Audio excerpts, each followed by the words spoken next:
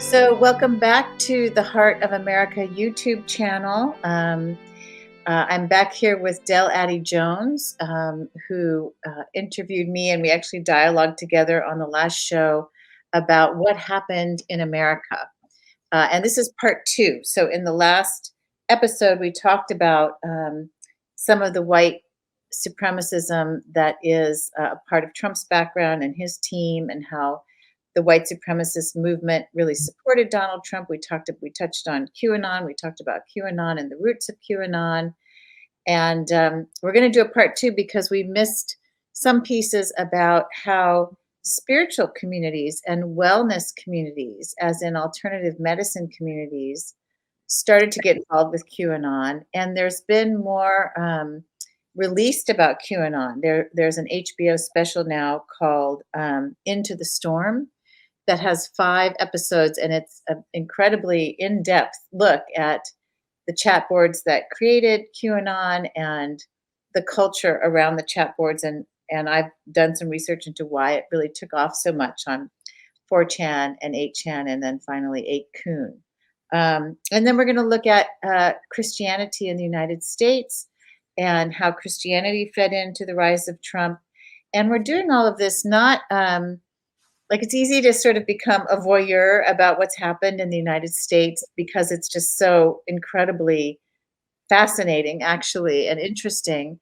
But I think what's important to remember is that for people of color, like myself, an Asian person, Black people, Indigenous people, and other people of color in this country, as well as women, transgendered people, gay people, LGBTQ in general, and plus non-binary people, it has been terrifying. And the implications of what this means as a global movement that ties into the political right wing is very, very, I think, important for everyone as citizens or residents of any country to look at, because what we were seeing, and Del and I talked about this last time, were the elements of fascism and the dehumanization of others. And so once that starts to happen through charges of pedophilia or, socialism, communism, all the different attacks that have come from the right, it's really important to nip that in the bud. And so I think with the truth shall set you free. We encourage everyone, or at least I do, Del can speak for herself, to be informed, to become informed, so that when you're voting, when you're acting, maybe you're an activist, maybe you're a volunteer in your country, whether the United States or elsewhere, you have the tools at hand to be able to counter the narratives or to help your friends who are confused figure out what's really going on. So that's why we're here, and thank you so much for joining us. We will also be looking at the spiritual and psychological roots of, the rise of Trumpism and the rise of conspiracy theories, and how coronavirus contributed to that, as well as so many other things. So welcome, Del. Are you there? I am here. I'm excited. Excited to do part 2 with you.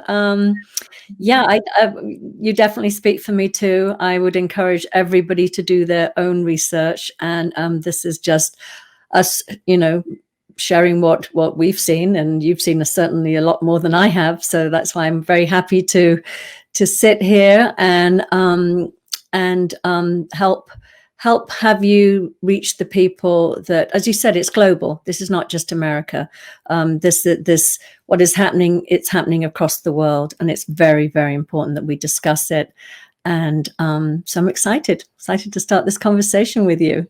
Yeah. So I know when we were talking briefly before, you said that there was some things you've learned about QAnon since we last talked, and I'd love you to just share about what it is you've seen since then. Mm-hmm. Yeah, I stumbled across an essay that is a super popular essay on Medium by a man named Dale Barron. It's called 4chan, The Skeleton Key to the Rise of Trump. And this is a piece I didn't really know about, which was the culture that existed at 4chan and before that, I think there were other platforms where this culture existed. But he talks about the culture of kind of like the basement boys, the men who live in their parents' basements and are on computers constantly and haven't interacted very much socially with the world, feel very disgruntled about the economic situation that they're in, the lack of jobs that they hear about, from their parents, and this 1950s mid-century model of the United States, at least, and perhaps in other countries as well, where you could get a job and work that job for the rest of your life and have a pension and support a family and so on and so Mhm. forth. And the interesting thing that Dale Barron points out about that is how we're so stuck. I thought this was interesting in a model of the United States that is from the 1950s. It's like a very static, leave it to Beaver image of how life should be. And it really hasn't been like that for some time, because women have gone into the workforce. There's been the feminist movement, women's liberation movement. There's been, the whole hippie movement and revolution. And I think there are a lot of people for whom those movements, and this is more in the boomer generation, and there are boomers, on these chat boards, who never could get into those movements or felt alienated from them somehow. And in fact, Bill Barr is one of those people. I've read that about Mm. Bill Barr, that in college, he just had a negative experience or was maybe judged or couldn't fit in or something. And he's very opposed to, the progressivism of liberals and that came from the hippie movement, really. So QAnon actually started on Reddit and then was banned from Reddit because the moderators decided it was untrue, conspiracy theory, and also dangerous. So it moved over to these chat boards, the first one of which was 4chan.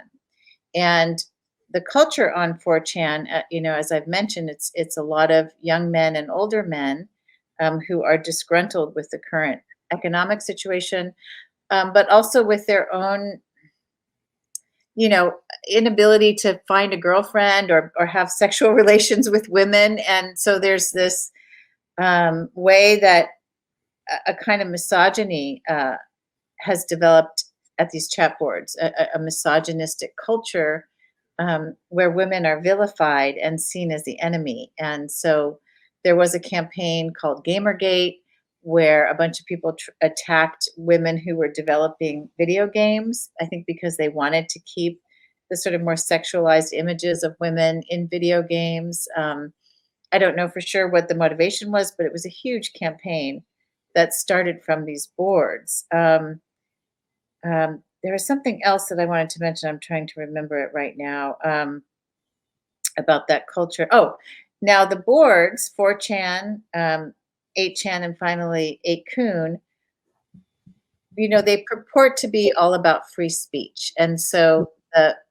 the plank that they build upon is we allow all kinds of speech because speech can't really hurt. It's protected by the First Amendment. And so what you have on these chat boards is kind of a panoply of the worst things that you can think of, that most people would have a pretty negative reaction to. For example, Nazism, white supremacy, child porn, young teen porn, violence against women, violence in general, just all the worst kinds of things that exist in society. It was a place for sharing those ideas, and that's where QAnon went to after being on the Reddit boards. And there's a lot of detail about how QAnon jumped around and who might have been involved. It looks like Jim and Ron Watkins probably are Q, with support from various Army generals and people like Michael Flynn and possibly Steve Bannon and Roger Stone, and of course Alex Jones, who gave QAnon a big platform. Go ahead. Yes, I was just curious because when I was again watching and reading myself, I noticed that you didn't mention Donald Trump himself. Mhm. Now, I found it fascinating that some of the wording that was used in some of the, as they call them, the Q drops. Either it went back and forward. Sometimes Trump would say it first, and then it was a Q drop, and then sometimes it was a Q drop, and then Trump would say it. So I'm just fascinated, just for a second, or maybe you want to address that later. Did you see that he had a role in it as well, a direct role?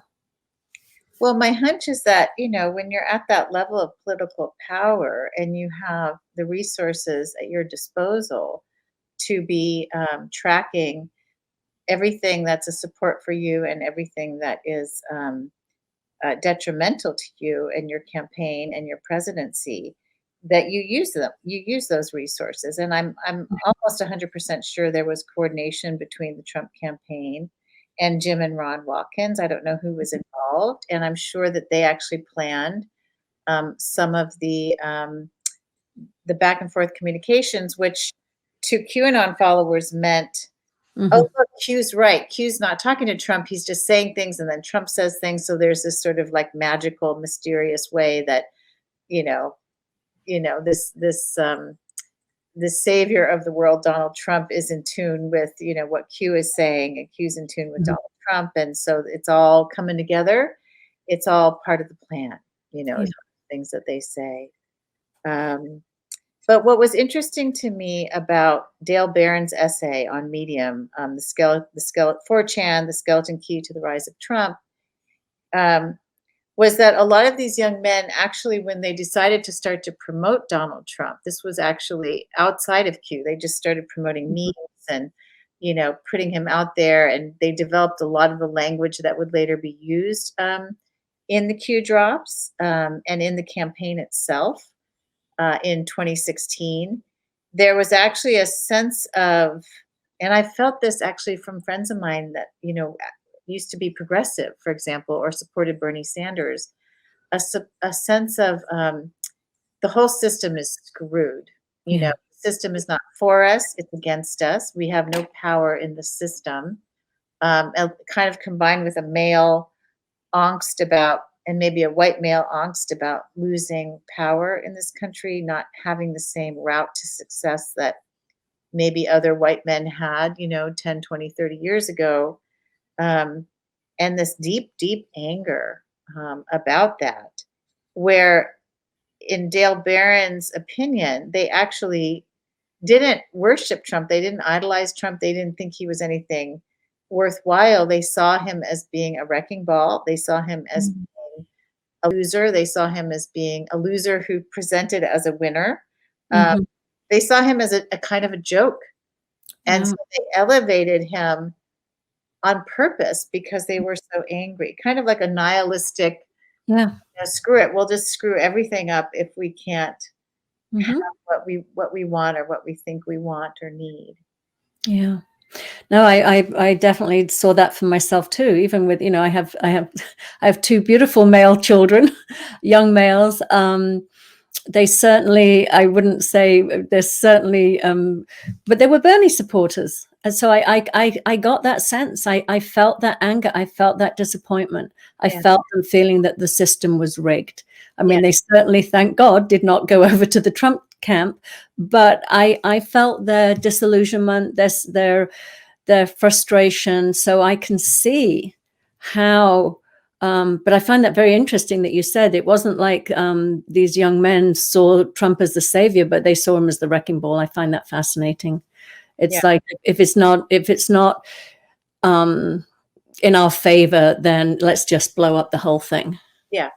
Yeah. Which is, in my mind, I want to just acknowledge that we're all frustrated with the system, and what's new. I mean, I don't know if there's ever been a political system, maybe, back in certain enlightened monarchies or, enlightened periods of democracy, perhaps, where people were really well represented and they were being taken care of, and maybe at certain points in our democracy. But what's the missing piece to me is that people would attack me for Mhm. supporting Biden. And I just was like, I'm not expecting perfection. I know that Biden also and Democrats take a lot of money from donors, and we've got a sort of a corporate ruling class in this country. And that's no surprise, But I took a more pragmatic approach to, well, but let's get away from this wrecking ball. And that wrecking ball, I think, meant more to so many people who were actually being vilified, dehumanized, and physically attacked and killed, as we see now with the surge in Asian hate crimes, which was happening back in March and Mhm. April of 2020. So it's to me, it's sort of a mark of white privilege to say we're just going to try to install Donald Trump, a racist, misogynist, white Mhm. supremacist. Yeah. It's to me, it just shows the level of anger and frustration, but also how anger and frustration and self-interest crowd out compassion and understanding for others. Yeah. As you're talking, Amy, I'm thinking it's almost like the sort of the angry, disenfranchised, young man that feels bullied and whatever it is at school, and then basically decides to take his own life, but do a mass shooting as well. Right. It's the same mentality, and it's such a terrible shame. And I agree with you. And like I said, my children were Bernie supporters, but they would never have, that their upset would never have taken them to the point where they would have supported the wrecking ball that Trump was. And their whole thing was like, the system doesn't work for me, so therefore, I mean, thank God they didn't feel that way. But I can see how some of the left were pulled into this. And I really, I don't know if you want to segue here, but I am fascinated about how the wellness community and people that we would have considered sort of, alternative wellness community, spiritual people, how they have just been dragged into this. So Yeah. I'd love it if you can talk, if you're ready to talk about it now, but that's something I would Sure. love to hear more about too. Well, I would just highly recommend that people watch Into the Storm and read Dale Barron's medium essay, 4chan, The Skeleton Key to the Rise of Trump. Into the Storm is on HBO. I just think it's really important to understand where Q comes from and what the motivations have been. And I'll say one last thing, which is it's interesting how people who created Q actually believe, in some ways there's a culture of lying that's been happening, and then people start to believe the lies that they themselves have told, like they're creating their own reality that then reinforces itself because if the media, for instance, gets something wrong, the mainstream media, now it's the fake news media, which is a narrative that you've been promoting, right? Mhm. To support Donald Trump or to attack liberals or whatever it is that you're trying to do, right? So I just noticed with Jim and Ron Watkins, there was a sense of like they've created this universe that they also believe in, but it seemed, what was upsetting to me was, in general, for those two in the Philippines, or they were in the Philippines, and to be honest, Jim Watkins, the father, was known as the king of porn for some time. Mhm. Yeah. And we know that, And yeah, go ahead.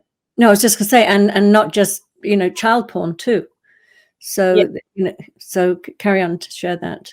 there are allegations that he was hosting Mhm. child porn sites, which is so ironic because, Mhm. you know, um, QAnon is so anti-pedophilia, and Yeah. yet here it comes from, the one place where there's so much porn and child porn going on.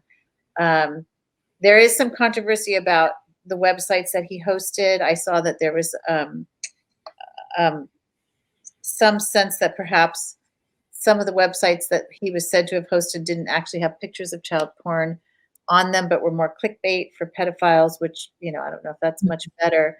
But I do know that 4chan and 8chan and I think eventually 8kun as well. I don't know, but starting with 4chan, there was a lot of pictures of pedophilia and Mhm. child porn on those sites. Whoever was posting them but it was a home for all of that. So I just wanted to mention that because I think that's important for people who care so much Mhm. about the pedophilia issue. Mhm. Um, and then, oh, you were talking about what's being called conspirituality. Yeah, yeah. People that we think of as being sort of, socially conscious and aware and I mean, I can see that sort of like there are elements like the sort of the anti-vaccines and the whole.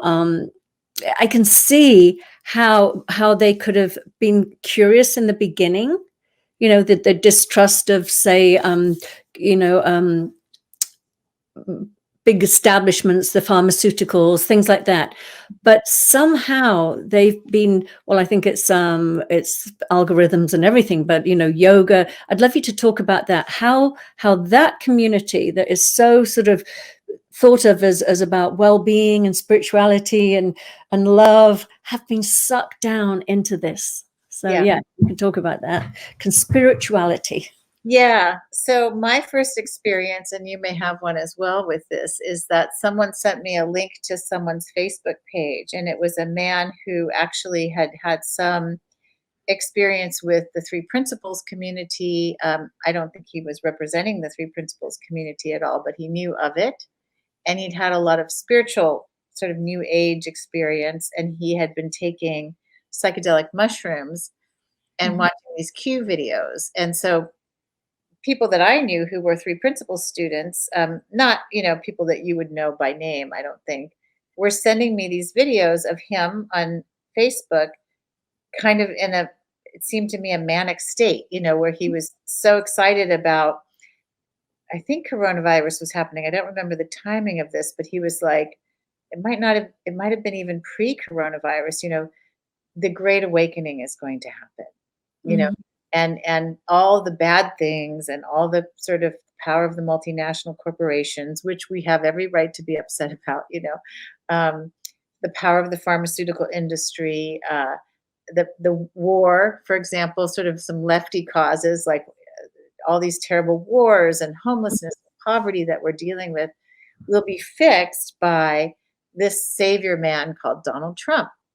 And so I had linked from this guy's page to QAnon recruitment videos that included Donald Trump sort of riding in on a horse or whatever, Mhm. shining, and Putin in the background, so, which was odd, like these guys are coming to save the world for us. And I think what's important about that psychologically for spiritual people is there's a sense that spirituality, people can take up the thought system that spirituality will change and save this world.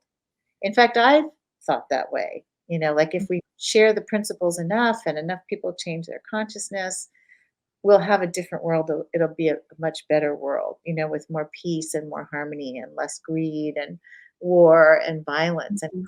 conflict.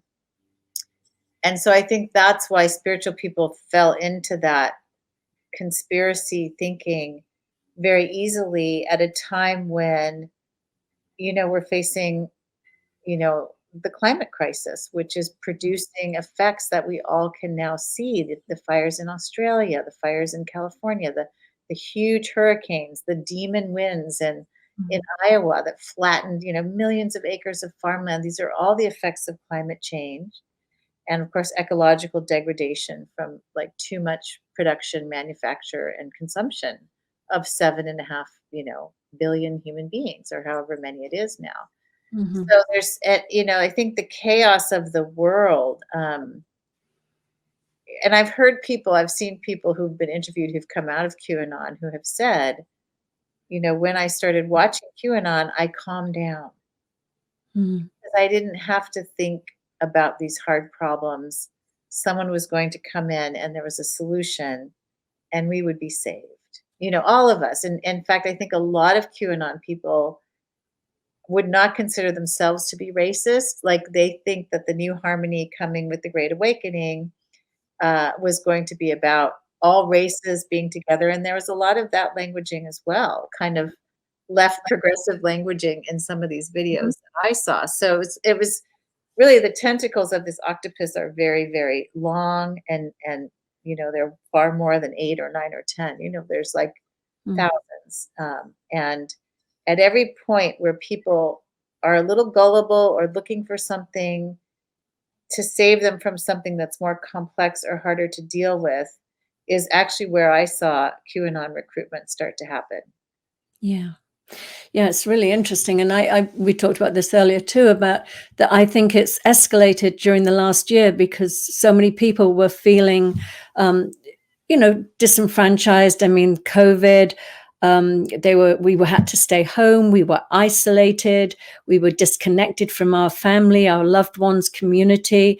And the screen just sort of sucked people in, Yeah. that sense of community, get a sense of belonging, a place to share your concerns. And again, I think I was sharing with you, I'd watched something on the BBC, and it was a perfect storm of people feeling helpless. But it was almost like when you solve a mystery, there's a satisfaction in that. Yes. So people get sucked into that. Again, it's like the cue drops. It's like, what does this mean? And it's like playing a video game. Yeah. I mean, it really is. You just get sucked in. And It's like game theory, psyops, and then like targeting certain populations. Mm-hmm. But yeah, so they're saying, I mean, I think it's obviously being on the rise, but again, the fact that this has been a global, even though one of the conspiracy theories is that there is no pandemic, but given that we were told there was a pandemic, as they see it, and that shut down, and that's why I think it also has spread so much more across not just in Europe, across the world. So I'd love you to talk a little bit more about that, the psychology behind us, besides just the spiritual community, the other communities that are being sucked into it, and then what we can do as a spiritual community to help. Well, I want to recommend a podcast that I think is one of the most important podcasts that people who care very much about where things are going right now and want to try to stop it. And, that doesn't necessarily mean countering all of this information. It could mean providing some alternatives to people. Mm-hmm. I don't know what people will do with this information, but to me, we're at a critical point where if people go into these conspiracy theories, then they seem to be willing to sign up for authoritarian government, and demonizing people as scapegoats, whether it's Democrats being pedophiles or Asian Americans being coronavirus, or Antifa being arsonists, like this is what was so scary to me here was even in California when the fires were happening, there was blame on California rather than how can we help California? What should we do? Which is what I would expect from a sane and compassionate government, but it became another point of division and how the liberals, are wrong and the Democrats are wrong. And of course, they're also satanic pedophiles. So, where does that lead? Where does that, and then the scariest thing was that when they talked about the storm, they were talking about mass arrests and mass executions. So my sense was that Trump was sort of playing with how far could this go? How much power could he gather in this way outside of the normal political arena? How many people would show up for the insurrection? And then as he watched it, I heard he was complaining that it looked kind of low class.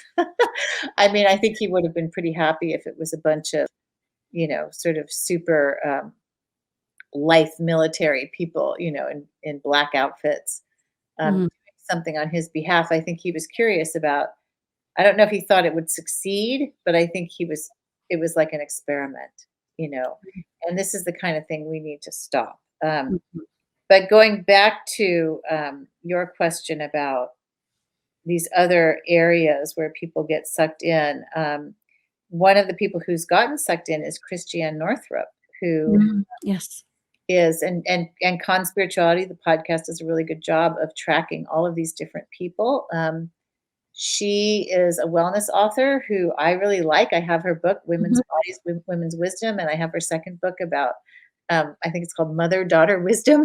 I thought they were great books. They talked about vitamin D, and she had this great medical background, but also, was looking at alternative medicines as well and combining the two along with our psychology. And there's a lot of that kind of thinking out there, Deepak Chopra. And the interesting thing, and this is where I can sort of grant the innocence to people who get sucked in, because, hey, it'd be great if we had more alternative medicine. It'd be great if we looked more at nutrition and if doctors studied nutrition. It'd be great if we, in the Western world, incorporated, acupuncture and chiropractic and all these things that a lot of people actually get a lot of benefit from, into the way we work with medicine and healing. But there's also, a place where people become so skeptical of the medical community that they don't accept anything anymore from the medical community. And that's where I'm like, well, they also have a lot to offer. There's a reason why people go to med school for 5, 8, 10 years or however long they do. They know things, and those are, it's not made up. It's actual science and studying the body and so on. So, however, what I was learning about Northrup was that on April 6th of 2020, she started posting about coronavirus possibly being a hoax and citing doctors who have been discredited about coronavirus and sort of jumping on this bandwagon that then led to actual postings for Q recruitment videos and, deeper into the Q rabbit hole. I don't know if she ever came out with, I don't believe the election results. I don't know if she ever came out pro-Trump totally, but we know that QAnon tends to lead to Trump and Trumpism. So that was shocking when I learned about that. And what the Conspirituality podcasters were saying, and I really like these guys. They're so thoughtful. They're kind. They're not out to get anybody, but they're laying out the facts so that people can think for themselves and choose again. They were saying that, when she would post something Q related, and this is true for a lot of people on social media and on YouTube, the hits would go up and the shares would go up, like from, say, 25 shares to 100 to 1,000 shares of your post, or 100 likes or 25 likes to 1,000 likes, 20,000 likes, Yeah. And so people were monetizing Q. I think that 8chan wasn't able to make a lot of money off of Q or 8kun, but there was a lot of power there. There was a lot of a sense of influencing world events. This was the most troubling for me when I watched Jim and Ron Watkins, particularly Ron Watkins, the son. Yeah. He didn't seem to have a moral compass about anything. And so his, and I think he's probably Q, or a team of people are Q, and one of them is him. Just messing around, with people's lives for the sake of just messing around, just because I can, because I have the power. And I think there was a sense of excitement about how much power can I have. Yeah. Yeah, there was definitely, when I watched both him and his father, there was for me, I noticed a complete emotional disconnect. Yeah. There was something very sort of detached, which was concerning to me. And it seemed like it was a game and a power game. Yeah. So, I definitely felt that too. Yeah. So the other person who got involved was JP Sears. Did you ever see the videos of JP Sears? Tell me more. I've seen so many. I'm trying. Guy, and he has long red hair, and he was mocking spirituality. He was posting these very funny, sort of like, I'm going to meditate now, and he'd sit down, yes. Get up and feel, adjust the temperature. And he has a great sense of humor, but it was a little acerbic, Yeah. But I was watching him for a while, and I thought he was funny, and I reshared some of his videos because I thought they were funny. And then he came up with one that was like, there's like this both sides, and this is a very, for spiritual people, both sides, are wrong because both sides are arguing. So therefore, both sides are equivalent and both sides are equally wrong, right? Mhm. He started posting that kind of thing, and I was like, I'm not feeling that. And then he posted something about you don't have to choose. You don't have to choose between this side or that side. And the implication was right before the election was you don't have to vote. Like don't Mhm. even get involved. Just you know, spiritual people don't need to get involved in these kinds of things. And then I did some research. He was involved with Tony Robbins, who also has been affiliated now with Q. And what occurs to me is that there's a certain level of grift, which is a word that Mhm. I've come to know Mhm. since 2016. I didn't know what grift actually meant. It's just conning people for Yes. money, you know. Mhm. And Christiane Northrup, she probably makes more money when she includes the QAnon content. I think JP Sears started making more money and getting more influence when he went down the QAnon rabbit hole. Some of the other people, the people who made Plandemic, and in fact, it was Christiane Northrup who first popularized Plandemic across the internet. Mhm. And it all looks so. Oh, these people care so much about us that they want to Mhm. heal this world of darkness so that we can find some light and do the right thing. And in fact, I mean, people may really believe in what they're presenting in some sense. I'm not sure about Christiane Northrup, but Mickey Willis, maybe, I think that's his name, the one who created Plandemic. It seemed like he really believed in what he was doing, but the journalism isn't there, and as a former journalist, there are certain things you have to do in journalism. If somebody says something, you have to look at their agenda, their background, their occupation. Why would they say it? Mhm. Do they have a reason to lie? Where's the money? All the time. And so it gets very confusing for people because some of these citizen journalists talk about the money of pharmaceutical companies and how much money they're making, but they're not talking about the YouTubers who are making money off of QAnon content or gaining popularity because of that. And they're not applying journalistic principles across the board to everybody, right? Yeah. So there's a bit of truth, there's a kernel of truth, or there's even a lot of truth. We all care that the pharmaceutical companies don't frame the whole debate about our health, and they don't push OxyContin and antidepressants and other drugs that Mhm. maybe, there are other ways to address these problems that wouldn't make them as much money. I guess what's frustrating to me is like I want to say to people, look, we all know that we don't all, but many of us agree Mhm. peace, and we could unify on that piece. But going into supporting Trump is not going to work for me. Yeah. I find this fascinating. I also want to know about the Christian fundamentalism as well. How did that get sucked into this? Love your perspective on that. Um, well, that's been going on, I think, since the 1980s and the development of the moral majority. I actually am part of a Facebook group that I recommend for people who are interested in this topic and not for trolling, but for who actually maybe care about spirituality and some really positive, wonderful Christian beliefs that Jesus taught, or values. It's a group called Christians Against Trump, and it's got maybe 30,000 followers. And I've learned a lot from watching that Facebook group because these are people, maybe half of them, who have left churches that started supporting Trump and who had a good a good radar or sense of inner discernment about where their particular churches were going, and were kind of horrified by it, right? And so I asked them before our interview, why do you think so many Christian churches supported Trump?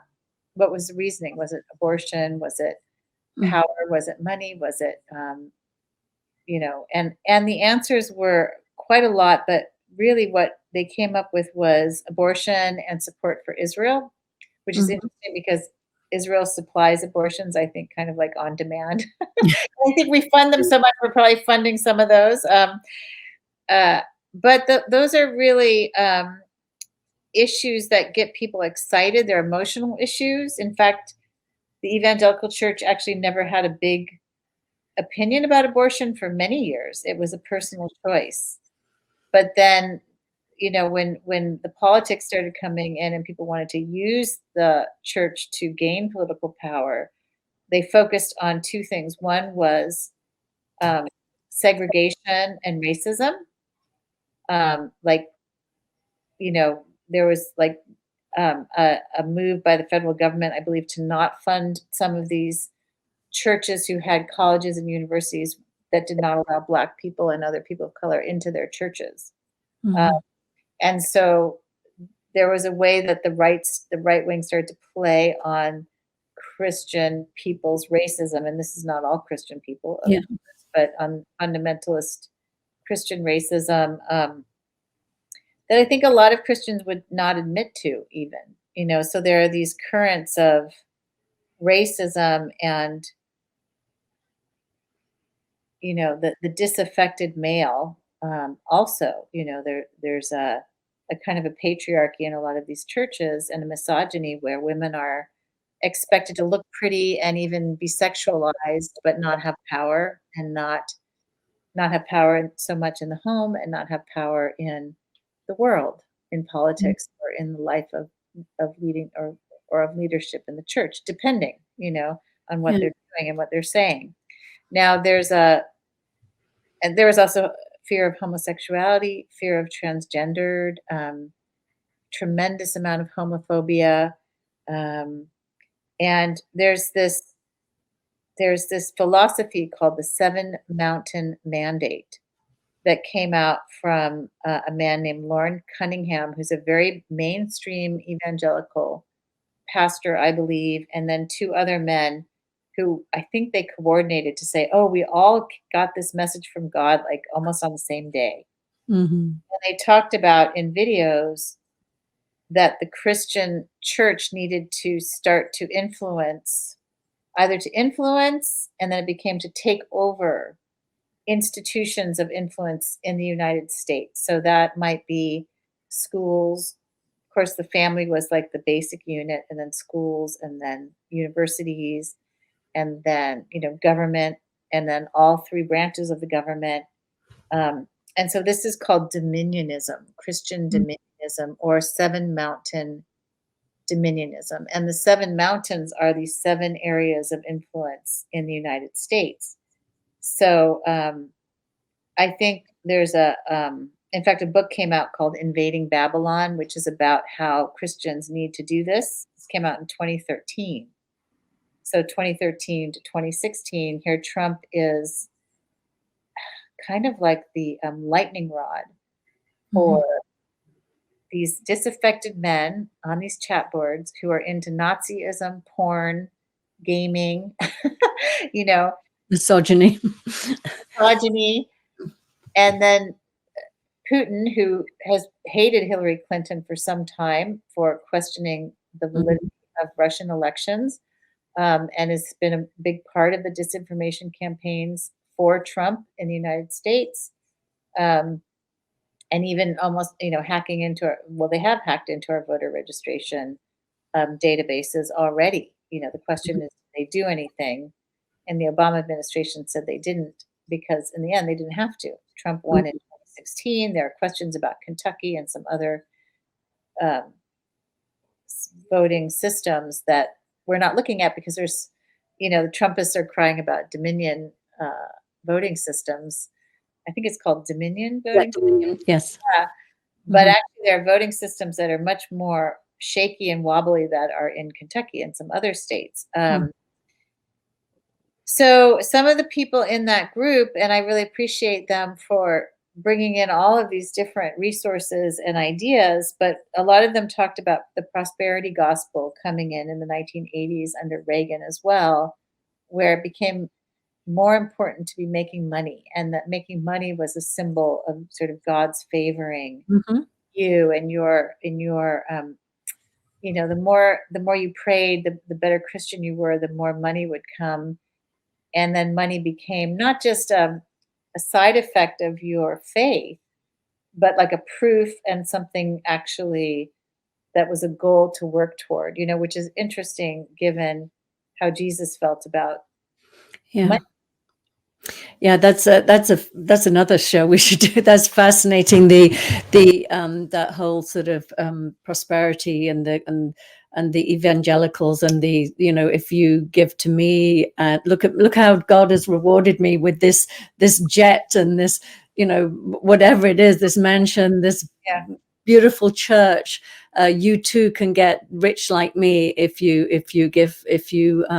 put money into the coffers, basically. So it's really interesting listening to you talk. I'm thinking about that whole sort of slogan of "Make America Great Again." You might as well just said, we're going to take America back to what it was in the 50s, before, when women knew their place, where you could work hard at a job, get the gold watch at the end of 50 years, have a retirement.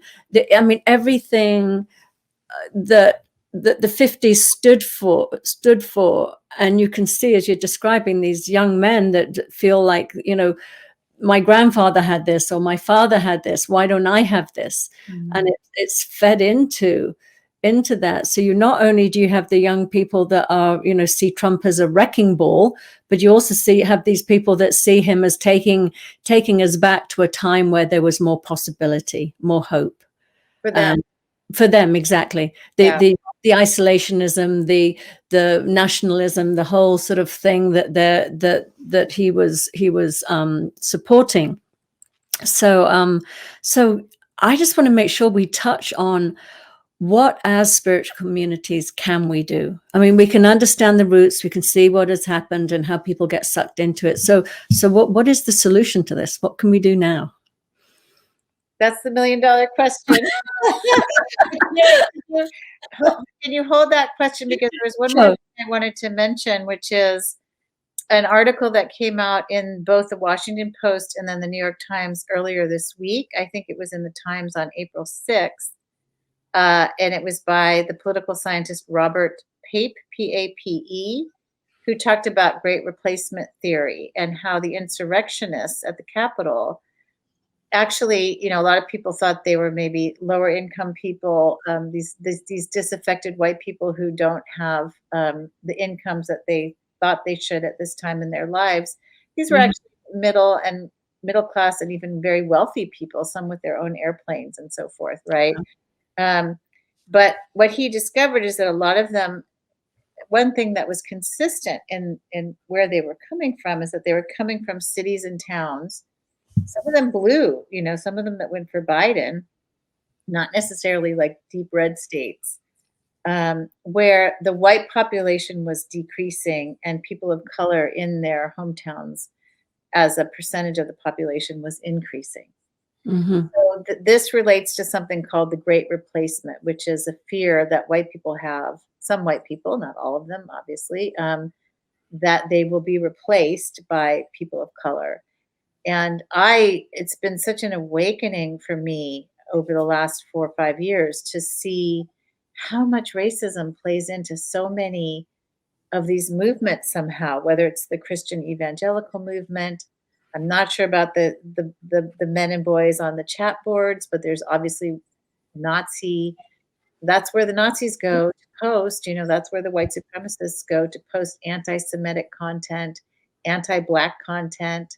I mean, violent anti-Black, anti-Semitic content. And in fact, that's where the mass shooters at the Christchurch Mosque and at the Walmart in El Paso, Christchurch, New Zealand, the Walmart in El Paso, the synagogue, I believe it was in California. I think 12 people were killed. I'm not sure about the figures. That's where those manifestos were published, were on those boards. And they absolutely spawned copycats because it was after Christchurch that the shooting at the synagogue happened, and Christchurch was cited as inspiration. So there's this,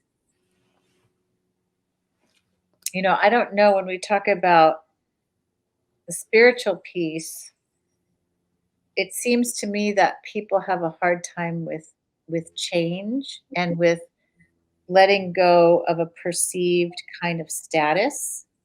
And this is so ancient. I'm reading Caste by Isabel Wilkerson about the Indian caste system, the Nazi caste system, which in fact was based initially on studying the American caste system and the Jim Crow laws and the way that Americans or the United States was able to get away with dehumanizing such a huge portion of their population. Hitler and the Nazis were studying that as a model for what they could do with the Jews.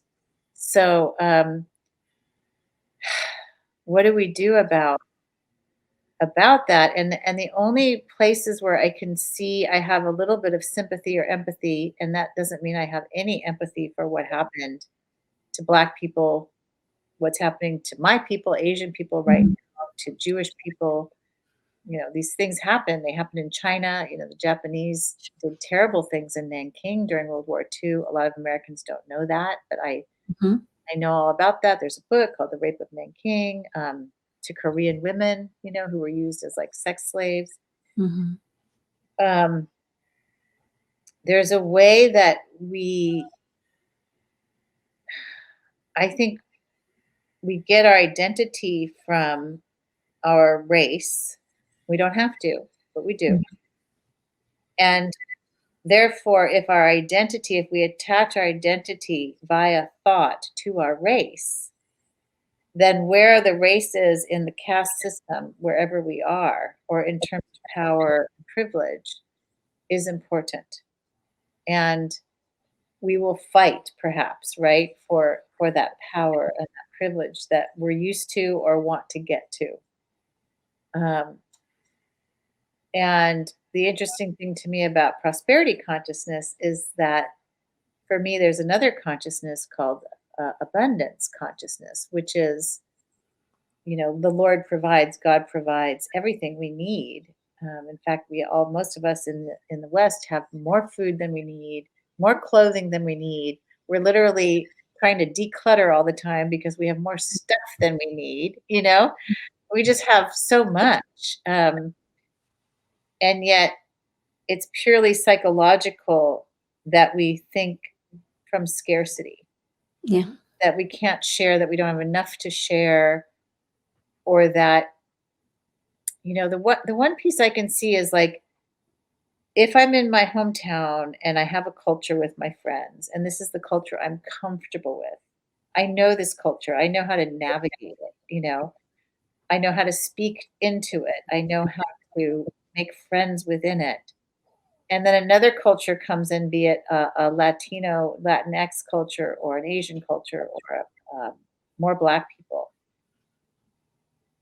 I think some of it is obviously just racism, but I think a lot of it also has to do with a discomfort about, I don't know how to be with these people. Like, that would be new for me to interact with these people and to feel comfortable with them. I think that's really a lot of where the fear is coming from. And then that fear is played on by bad actors like QAnon and Roger Stone and Alex Jones and Steve Bannon and people who really want power and money and, influence in the world. But I can tell you a story, and then I'd love to hear your comments. And I'm going to say, this is going to sound really racist. I'm just going to try to be a human being and be super honest. I remember going into a coffee shop in Palo Alto in Silicon Valley, and there was a Mexican man at the counter. And I wasn't used to that. I was used to having a white person at the counter and a Mexican man in the back doing the dishes. Okay. And it struck me that Mexican people were now moving up, like from the back to the front. And I remember having a moment of like, I don't know how to speak Spanish. How will I navigate this? I just remember having a moment, and I shared this also very honestly with my Mexican friend. I won't name her. And I was trying to just be honest, and she got really upset with me. She got angry because she's like, that's racist, because for her, that's her culture. She would not blink an eye, about seeing more Mexicans or more Latino or Latinx people anywhere, because that's her culture. But for me, I had this moment of like, oh my God, things are changing, and where do I fit in? Right? Yeah.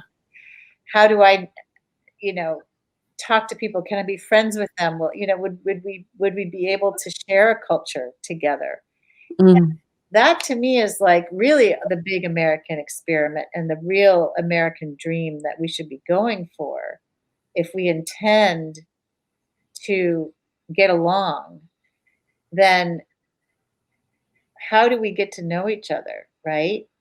And from a three principles perspective or a spiritual perspective, it's just by our sort of letting our guard down and being open to getting to know people, listening to people, being curious and understanding that we're all human beings. And that doesn't mean every human being I meet is going to be a good human being, no matter what race or ethnicity they are. Mm. It means that there are plenty that are going to be good, and to be open, to open our minds to learn about other people, which I think is what a lot of white people are doing now. And I think it's one of the best things that has ever happened. I'm reading Caste, other people are reading about Asian history now. Um, we're starting to understand each other's experiences. And when you understand someone else's experience, they become more human to you. Yeah. When you're sharing that story, if I'm going to have to share mine because it's so the opposite. Okay. I grew up in the UK, and I grew up in Wales, which, if I don't know if you know anything about sort of, England, Scotland, Ireland, and Wales. Wales is the lowest one on the totem pole. Okay. We have really bad jokes about being Welsh. And then within Wales, I grew up, I was, I didn't fit into the community. We were illegitimate and everybody knew it. So I never felt comfortable in the community at all. And so I grew up feeling this misfit, that I didn't belong. Very aware of we have such a social class system in the UK too. So I felt like the lowest of the low. So when I was 16, I went to art school and I met my first boyfriend there, and he walked in and he just looked like Jimi Hendrix. And I fell in love instantly because he was a misfit too.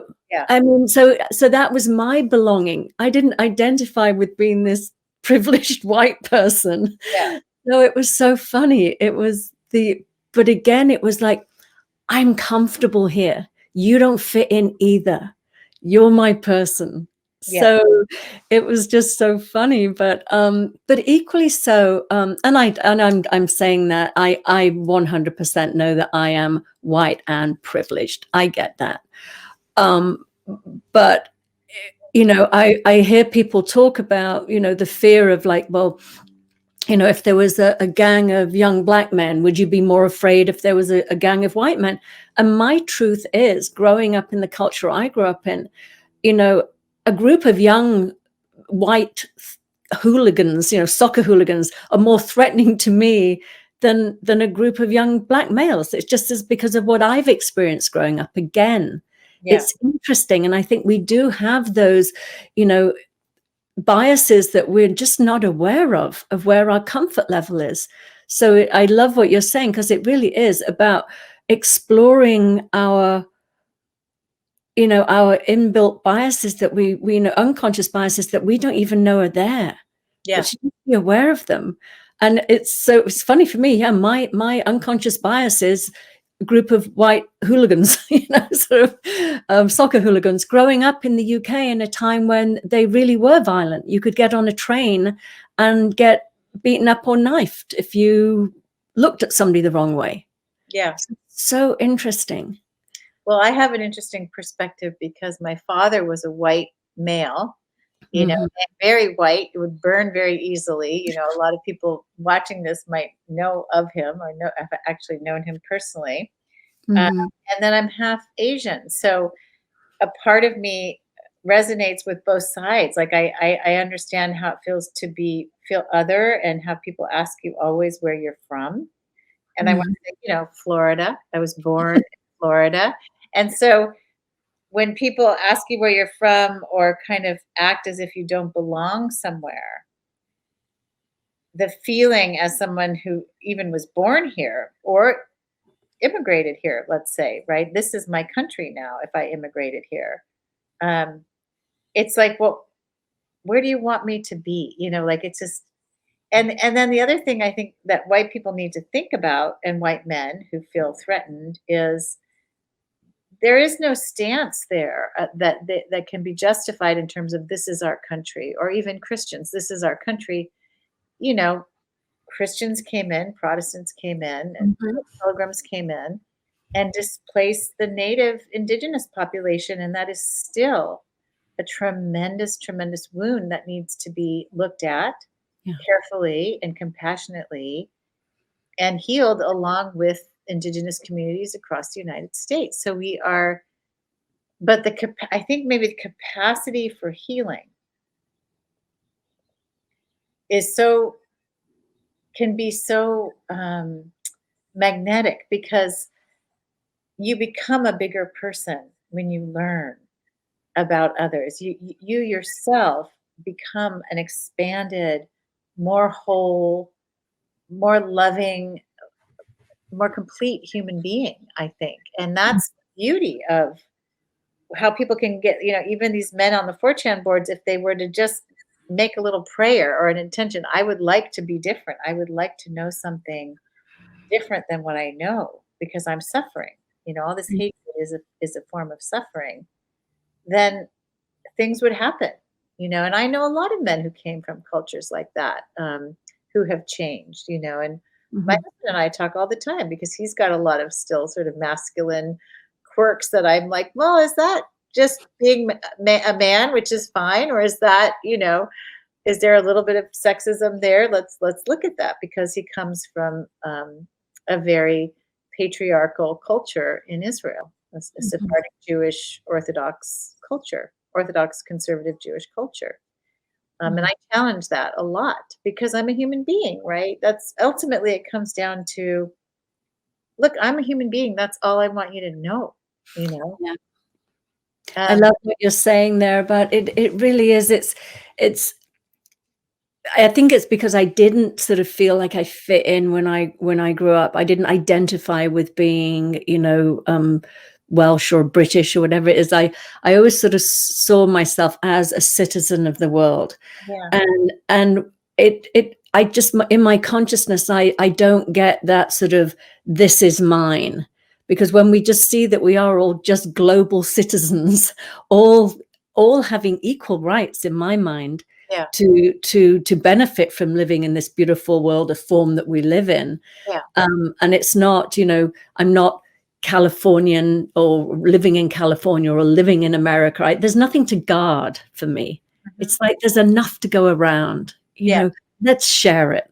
yeah, And, and the same thing with and again, it's I understand but fear of skin color, fear of culture, it just it just blows me away, because it's denying the exploration of richness that is to offer when we share our cultures. And there is nobody more beautiful on this planet than mixed race people. I mean, it's just beautiful. And I never get that sort of, I can't get it. I mean, that's as simple as that. It just blows me away. Well, I'm going to tell you one thing that I think is keeping a lot of this in place is the tremendous amount of guilt Mm, part of white people, because the more you learn about racism, slavery, systemic racism, incarceration, mm, tremendous human rights abuses against Black people and Indigenous people in this country, and then of course Asians and others, but I would say not quite so severe, not even close. Um, White people, if you identify too much as a white person and not as a spiritual being, a mm, soul, right? I mean, I could have been reincarnated from a white Nazi, right? I don't know. I don't know if I believe in reincarnation, but we don't know these things, right? We're just dealing with what we've got now, right, in this lifetime. Um, I think a lot of white people actually are almost afraid of Black people because it's like they're going to be mad. they're going to be mad. And to me, it's so surprising how gracious most Black people that I know, in fact, almost all of them, are about forgiving white people. Mm-hmm. I'm in a this book cast I'm reading with an Asian American group of women. We've had very tender conversations about white men, where we have the same question. Well, what can we do to connect with white men, to help white men? What is the problem here? And these are the same people, and actually some Black men too, I'll have to just be honest, who've been attacking and killing Asians in the Mm-hmm. country lately, Yeah. recently. So, Mm-hmm. I'm always so heartened and surprised by how much compassion, liberal people have, or people who are working on their anti-racism, or Black people or people of color, towards the people who are so hateful. And I think that's good. I don't know how. Sometimes you have to block. We had to make sure Biden was elected, but there's some legislation we have to try to block now. I think we should end the filibuster now. I think we should work very hard. Sometimes you fight to protect human life and human rights, and that's important. But the psychological piece, I think, is really important too. And I think that the answer is to show people that there's so much more to them, so much more available to them. And just to close, because I think we're kind of at the end here. Let's hope so. We can go on and on, I know. I know next time. But, to close, there was an interesting essay I also read. I don't know if it was on Medium. I think it was in a publication online about a man who came from a very, what I call, toxic masculine culture, where rape was joked about, just like on the 4chan boards. Women were denigrated, violence was elevated. Where you were, your level in the group as an alpha male was very important, and these terrible jokes were happening all the time. And he couldn't deal with it. He was too sensitive, and he left. And he was mocked all the time too as a child. He left the culture. He went somewhere else, and then eventually he came back around to become friends with his father again. And his father changed at the end of his life. They had several conversations, and his father expressed this deep sadness and remorse. And I think the words were, "I so regret that I never developed my intellectuality. I'm so sad that I never developed my emotionality." Like, he saw how he had constricted himself inside of a box of being. And I think that's the beautiful promise, and actually practical promise, that spirituality can, and whether it's found in religion or the three principles, which is great, or Mm-hmm. Taoism, whatever you get into, Buddhism, that you have the capacity to transcend your thought systems, your belief systems, and the way you identify so much with your race or your culture. Doesn't mean you're not going to be white anymore or Asian anymore. It just means that you understand yourself to be much, much more than that. Yeah. Yeah. And I love what you're pointing to. And just one more thing, I think for me, it's easy to see when people act out of a need to be aggressive or dominate or control. I can really see there's fear beneath that. Yeah. So when I see the fear, I can have, compassion, but it doesn't mean that I have to accept the behavior. There's a big, big difference for Yeah. me. Yeah. So I see it as a very sort of a gentle fight, but we do have to show up, and we do have to fight what's going on. But Yeah. we can see the psychological innocence, but that shouldn't stop us. Yeah. I Yeah. think Germany often in the 1920s and early 1930s, just, I don't think it's a time to rest. I think it's a time to make sure that we address these issues, and that we help people come out of Q, understand where Q came from, including the coronavirus conspiracies. A lot of that came from Q, from Ron Hawkins, who tried to step it back actually after a while. But they were already out there and being used by the political class to maintain power and to sort of keep this whole Trumpism train rolling. So it's important to look deeper. That's what Q people always say. Well, look deeper, but I'm like, okay, well, look deeper than that. And it's out there. I mean, the Mhm.